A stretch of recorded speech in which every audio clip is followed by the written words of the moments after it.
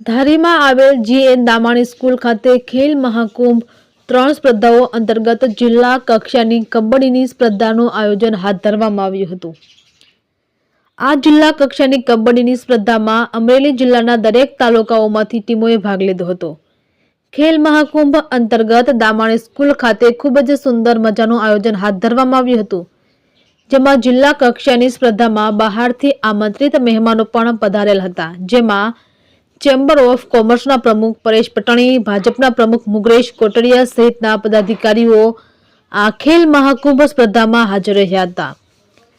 વિજેતા ટીમને પુરસ્કાર રૂપે ટ્રોફી એનાયત કરવામાં આવી હતી, તેમજ રનર્સ અપ ટીમને પણ ટ્રોફી એનાયત કરવામાં આવી હતી। ત્યારે આ કાર્યક્રમનું તમામ સંચાલન GN દામાણી હાઈસ્કૂલના પ્રિન્સિપાલ MB બારડ તેમજ વ્યાયામ શિક્ષક જોટવા દ્વારા કરવામાં આવ્યું હતું અને આ ખેલ મહાકુંભ જિલ્લા કક્ષાની કબડ્ડી સ્પર્ધા કાર્યક્રમને સફળતાપૂર્વક પૂર્ણ કરવામાં આવ્યો હતો।